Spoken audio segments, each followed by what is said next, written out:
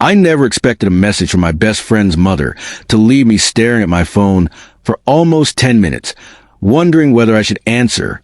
It was nearly midnight when Linda texted me, "Ryan, can you come over tomorrow? I need to talk to you about something. And please don't tell Ethan yet." That last sentence changed everything. My name is Ryan. I was 25, and Ethan had been my closest friend since college. His mother, Linda, was 50, confident, warm, and the kind of woman who could make anyone feel comfortable within minutes. I had always liked her, maybe more than I should have, but I had never acted on those feelings because she was my friend's mother, and I respected Ethan too much to cross that line. At least, that's what I told myself. The next afternoon, I drove to their house. Linda opened the door almost immediately. "Come in," she said, giving me a nervous smile. I stepped inside and immediately noticed something different. She wasn't her usual cheerful self. "You said you needed to talk." She nodded. "Ethan isn't home." I suddenly understood why she had told me not to mention the conversation. We sat in the living room. For several seconds, neither of us spoke. Finally, Linda looked at me. "Ryan, I need to tell you something, and I don't know how you're going to react." My stomach tightened. "What is it?" She looked toward the window. "My marriage hasn't been what people think it is." I didn't interrupt. She explained that she and Ethan's father had been emotionally distant for years. They lived in the same house, shared the same routines, but barely felt like a couple anymore. "I've spent years pretending everything was fine," she said. "But lately I've realized how lonely I've become." I felt uncomfortable. "Linda, I'm sorry, but why are you telling me this?" She looked directly at me. "Because you're one of the few people who actually listens to me." I didn't know what to say. Then she said something that made my heart stop. "I've started thinking about you." The room suddenly felt smaller. "Linda, let me finish." She took a breath. "I know you're Ethan's friend. I know the age difference. I know how complicated this could become, but I can't keep pretending I don't feel anything." I stood up. "You shouldn't be telling me this." "I know. Ethan trusts me." "I know that too." Her voice became quieter. "I don't want to hurt him." "Then why are we having this conversation?" She looked down at her hands. "Because I wanted to know if you felt something too." I couldn't answer. The truth was, I did. I'd noticed her kindness for years. I'd noticed the way she laughed when I visited. I'd noticed how easily we could talk about things Ethan and I never discussed. But noticing something wasn't the same as acting on it. At least, that's what I believed. Linda stood and walked toward a window. "I don't expect anything from you," she said. "I just needed to be honest once." I should have left. Instead, I said, "You know this would destroy my friendship with Ethan." "I know."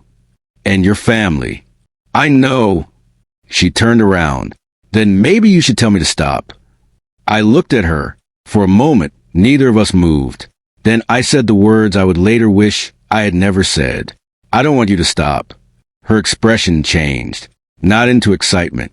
Into something more complicated. Relief. We spent the next hour talking about what we've been feeling and what we have been afraid to admit. Nothing about the situation was simple anymore. And that was exactly the problem. When I finally left, Linda stopped me at the door. "Ryan." I turned. "Whatever happens, don't make a decision because you feel sorry for me." I nodded. "I won't." But I knew I had already made one decision. I had allowed myself to become part of something that should never have started. For the next few weeks, we tried to act normally.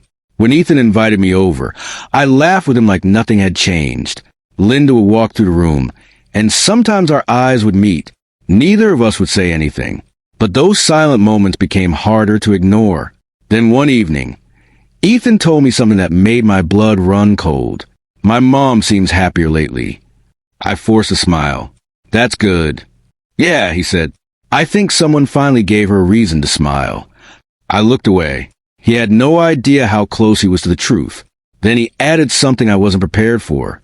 "My dad knows something is wrong. They've been arguing."